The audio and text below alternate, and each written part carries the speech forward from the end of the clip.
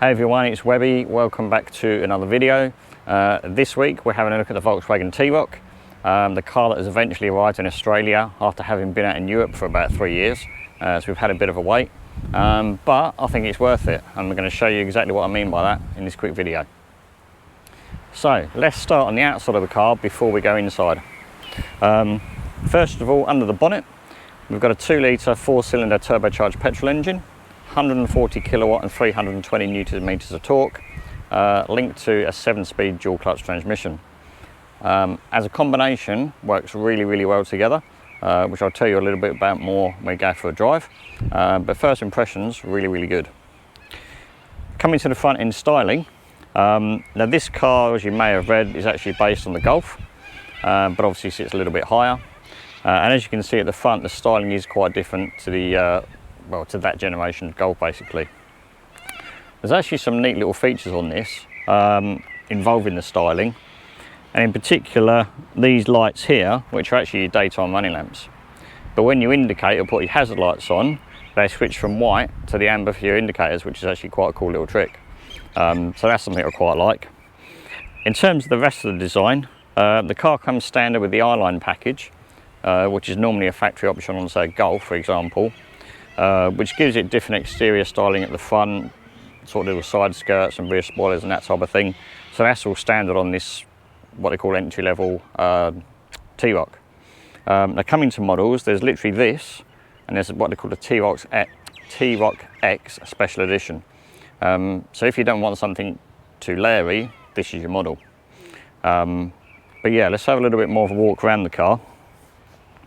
So things that are standard, we've got front and rear parking sensors, we've got a reverse camera, we've also got the sensors on the side for the active park assist.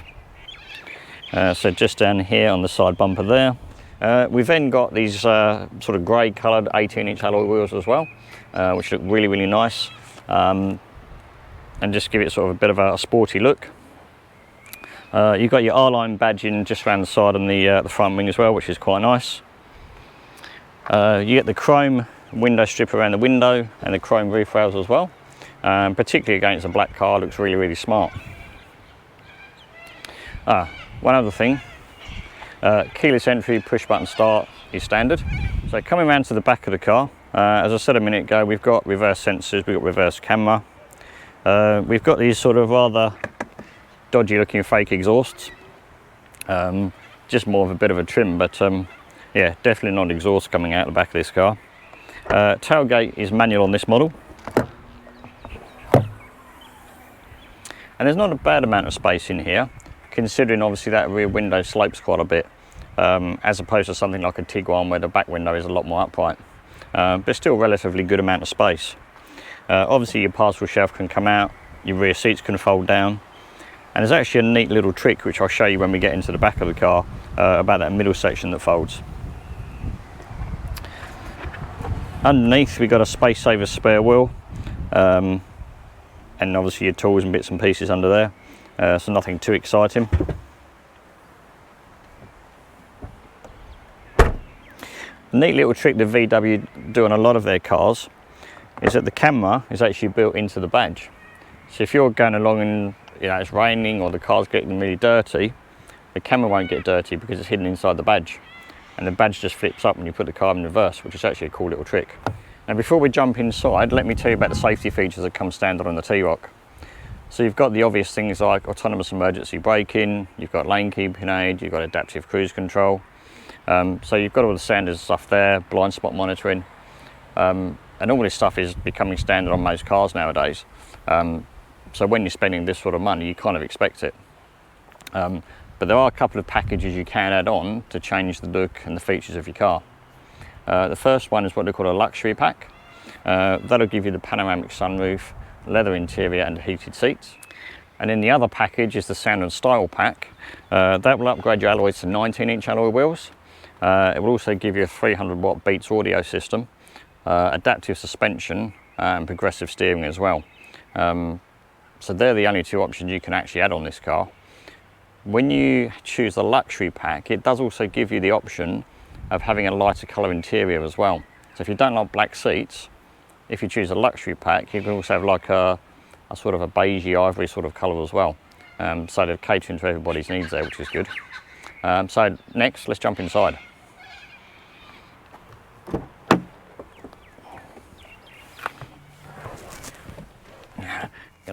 Right, so here in the driver's seat, you've got some really comfortable sports seats, which are standard. The driving position is fantastic, and you've got this really nice leather 3-spoke sports steering wheel with the obligatory flat bottom. If we bring it into life, just bring the ignition on there, you'll see the really nice digital driver's display, which is becoming standard on a lot of modern Volkswagen models nowadays. The nice thing about that is not only does it give you a lot more information, but it's nice and clear as well. Yeah, it's just really easy to read, and you don't have to take your eyes off the road too much, which is quite cool. As I say, driving position's really good. If you've been in a Volkswagen Golf in the last 3 or 4 years, this will look really, really familiar, because it's literally lifted from a Golf and put inside the T-Roc. And that's no bad thing, because the interior of the Golf is really nice. So then over here you've got the really nice Volkswagen infotainment system. This isn't the top of the range one, which gets all the sort of where everything's push button. You've actually still got the dials, which I quite like, because I quite like the physical volume button. But the actual display is really, really clear. The screen's very high quality, which is nice. So coming down to the centre console, you've got your push button there to obviously start the engine. You've got a couple of USB ports in there, which is actually an improvement with Golf, because the Golf only gets one USB port. So thanks Volkswagen for adding the second USB, that's really good. Just behind the gear stick, you actually got your different drivetrain modes. So there's 4 different drivetrain modes, and then the middle button is also the one which does your driving modes. So your sport, your individual, your economy, that type of thing. So you can just cycle through that on the screen and adjust the features of the driving of how you want them to be. As with most cars, electronic handbrake, automatic hold. So it's very sort of typical Volkswagen in here, and that's no bad thing. Now, one thing I found unusual, the car's got plenty of storage. You've got, you know, cup holders, bottle holders, all that type of thing. And there's actually 3 different size cup holders just down here between the 2 front seats. When you look, you've got a bigger one here, you've got a small one in the middle, and then like a medium-sized one at the other end. But if you've got your regular, or you know, your takeaway coffee cup, if you put it in the front one, which is the easiest one to reach as the driver, it sort of rattles around a bit. It doesn't fit in the small one. You'd have to put it in the big one, which is actually a really good fit. But you're kind of then leaning back to try and get your coffee out of the cup holder. First world problems, I know, but when you're driving along, that could actually be a bit of a distraction. Now, some people are probably going to like this and some might not like it, but you've got this kind of white leather section sort of down the sides of the seats, and obviously at the backrest as well. When I first got in the car and saw it, I thought, oh, I'm not sure if I like that, because it was just a little bit sort of conflicting to the rest of the cabin, because it's obviously quite dark in here. But the more I've actually sort of spent time in here, I actually quite like it, because it just brings a little bit of brightness to the cabin, because otherwise it's a bit dark. As I mentioned when we were outside, you can have the option when you choose the luxury pack of having a lighter colour interior, and it's basically this is what you'd get. You'd get this sort of really light, almost white, but a bit of a silvery tinge to it, as a leather interior rather. So yeah, if you do prefer lighter interiors, then you can have that as an option with the luxury pack. So that's about it for the front of the car. I'm going to show you in the back and just sort of see how much space and what features we've got in the back of the car as well. Oh. So getting in the back of the car is actually quite easy. The rear door opens to a nice sort of angle, so getting in and out is actually quite simple. Leg room isn't too bad, but then I'm sitting behind my driving position and I'm only 5'6". So if you've got a driver who's maybe 6 foot and then you've got a 6 foot passenger behind them, they may not be having quite so much leg space as I've got. Your feet do fit under the driver's seat, which is quite nice though. So you can actually stretch your legs out a bit. Now the little trick I was going to talk to you about earlier, or tell you about earlier when we looked at the boot, is when you fold down this middle armrest, there's actually two things here. These little bits come out. So what you can actually do is you can adjust the size of your cup. Something they may think about putting in the front for the driver and the passenger, because it doesn't matter what size your cup is, you can find the perfect fit, and I think that's actually a really cool idea. The other thing also involves the armrest. So you lift up this little handle and you've basically got a ski hatch. So anything that's coming through from the boot that's really long, you don't have to fold your seats down, you can just use the ski hatch instead. So I think that's a really useful little feature.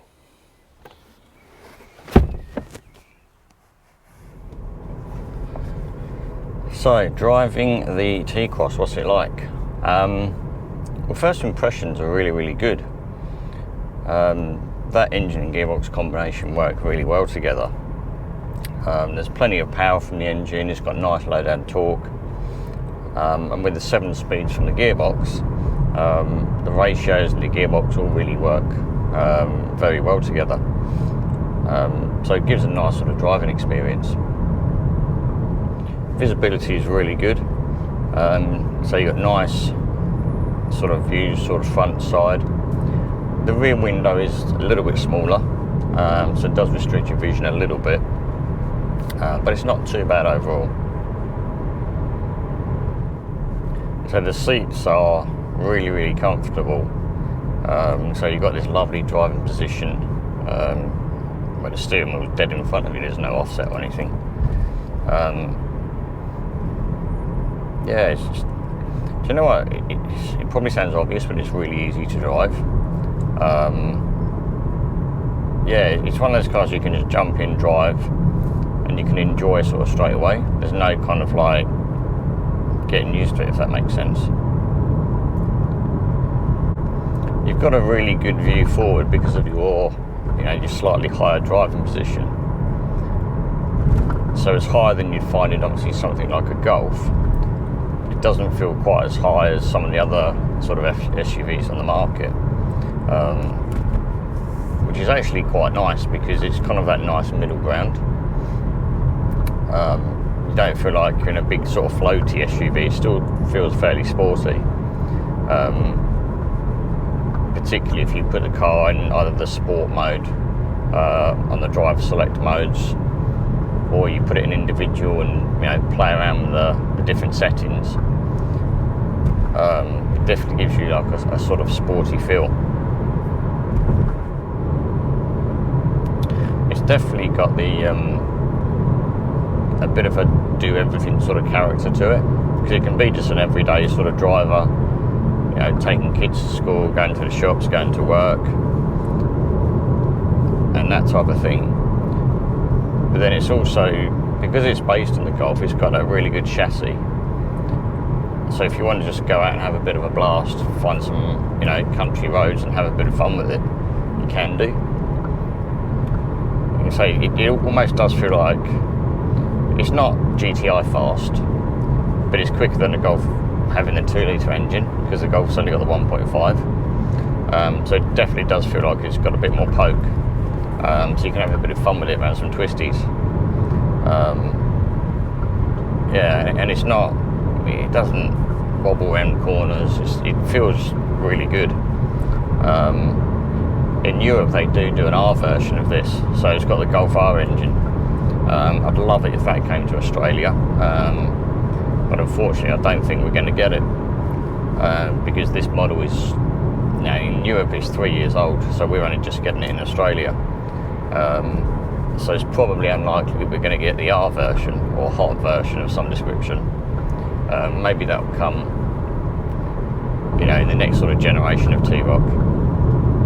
Generally, it is fairly quiet in the cabin, although sometimes, depending on the road surface, you can feel a bit of sort of tyre noise or road noise coming through, which you might be able to hear now because it's a slightly rougher road.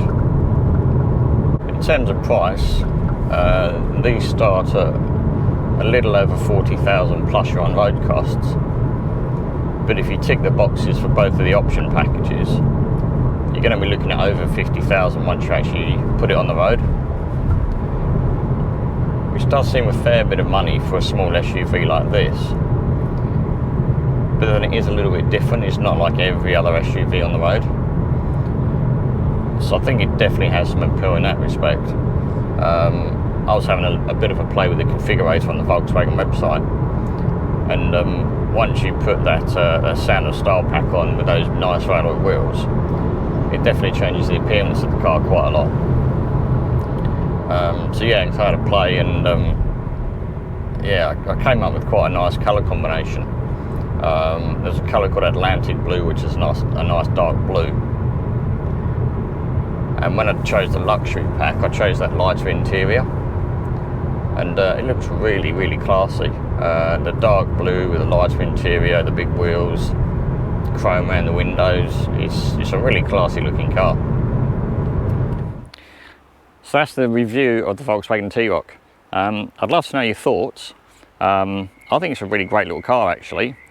It's better than I thought it was going to be, and I'm a big Volkswagen fan.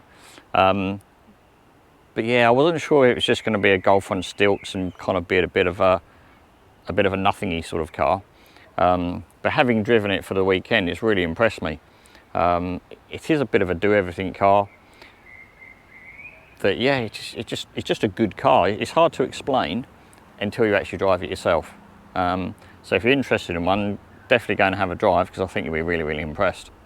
So having said that, if you've enjoyed the video, then obviously please give it a like. If you want to see more videos coming out soon, some more reviews, there's plenty of stuff going to be coming between now and the end of the year.